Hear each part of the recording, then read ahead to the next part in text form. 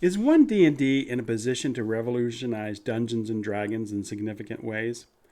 While it's not advertised as a brand new edition, it does undertake a complete reworking of many features in 5th edition that have proven, well, I don't know, dull, maybe even less immersive to role-playing.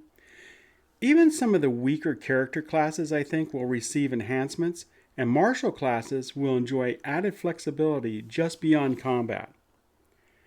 OneD&D also introduces some interesting changes that could reshape the game, ranging from player-owned properties to transforming even the broken counterspell into a captivating duel between spellcasters. Hey everyone, I'm Heavy J, and I've been a GM for nearly 40 years now. And in this episode, I'm going to discuss 4 changes to 5th edition that I feel really stand out today on Fat Dragon Adventure. Among the most intriguing new mechanics announced for OneD&D are Bastions. Bastions enable players to establish a home base for their adventuring party. While my players have often designated a headquarters in the current version of the game, I think official rules governing the management of locations are few and far between. Personally, myself, I've had to turn to third-party content creators like MCDM, Stronghold, and Followers for a solution to this. I'll put the link in the doobly-doo for you guys. Also, let me know in the comments below how you guys have handled, the home base for your players. So in OneD&D, Bastions now allow players to acquire special items, amass wealth, and even hire personnel. This automatically triggers when a player reaches 5th level. Bastions require players to spend 1 Bastion turn per in-game week. It's sort of similar to issuing commands within their base. These commands can involve things like maintenance, item crafting, resource harvesting, or even trading. Additionally, players can accumulate Bastion points, which can be expended for various benefits, such as crafting magic items, for example. These points, I think, symbolize the advantage accrued through the continued operation of the Bastion. For example, players can allocate 10 Bastion points to spread the word of their heroism, or they could even expend 100 points to resurrect their Bastion following the destruction of it. However your players choose to utilize their Bastion points, this edition, I think, really enriches the game by enabling the players to shape the adventuring world around them. Now let's talk a little bit about inspiration, or what they're going to be calling it in OneD&D, heroic advantage. You know, that little mechanic that many DMs forget is part of the game? I know I have. Inspiration in Dungeons & Dragons is a pretty straightforward concept for those of you that aren't familiar with it. A dungeon master rewards a player for role-playing true to their character. Inspiration allows them to then take advantage on a d20 roll of their choice. However, this advantage cannot accumulate. This really limits the players to 1 inspiration point at a time, and it prevents them from stockpiling it for more opportune moments. One of the biggest criticisms that I've often heard about inspiration in 5e is the lack of weight that it really adds to any situation in which the players want to use it. Inspiration needs to feel important when a DM rewards it. Players need to feel empowered.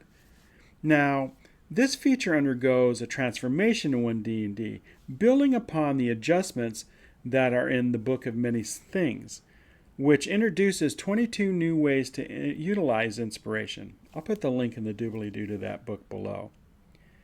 Now, in OneD&D, while players still receive only 1 heroic advantage point at a time, Dungeon Masters retain the ability to bestow additional points, which players can then distribute to other players, incentivizing great role-playing across the table. I think this is a fantastic update to this rule. Next up is Counterspell. My chief criticism with Counterspell has always been that it's overpowered and it's just flat broken. I'm really not a fan of the spell in its current form. It automatically blocks a 3rd level or lower spell, And a 5th level silly little bard can still have a 30% chance of blocking a 9th level spell of a 20th level grandmastered wizard. This makes no sense to me at all. No other spell or martial ability allows low level players to make that big of an impact on the game. Give me a thumbs up if you agree with me on this spell really being overpowered. Now, all of this is addressed in OneD&D because Counterspell has evolved into a more dramatic confrontation between spellcasters. This is awesome sauce, in my opinion. In OneD&D, the targeted spellcaster must roll to resist the interruption, injecting an additional layer of complexity and agency into Counterspell, granting your player a greater control over their magical battles. Now let's talk about feats for a moment. Feats in 5th edition, I think, display a wide range of effectiveness, from powerful benefits like the Shield Master's damage reduction to the more situational thing like offered by Grappler, for example. And in my opinion, there are also 5 poorly designed feats in 5e, those being Keen Mind, Actor, Chef, Linguist, and Dungeon Delver. I can get into the weeds as to why I think this in another video, but I just really want to talk about how feats have improved in OneD&D. OneD&D addresses this imbalance by, I think, overhauling feats in a powerful manner. In OneD&D, feats are granted to characters upon selecting their background, which is kind of cool. Feats also now have prerequisite requirements, which certain feats kind of lock into place with specific class levels. This adjustment, I think, ensures that even mundane feats remain valuable choices. It also allows higher level characters to acquire the appropriate powerful feats as they move upward in levels too. What are some of your favorite improvements in OneD&D that you've seen? Do you think that OneD&D is an improvement? I'd really like to know what your thoughts are on this. If you guys enjoyed this video and you really would like to support this channel, then please don't forget to like, subscribe, and hit the bell notification so you never miss our next video. Until then, ride that fat dragon. Thanks for watching. I'll see you guys next time.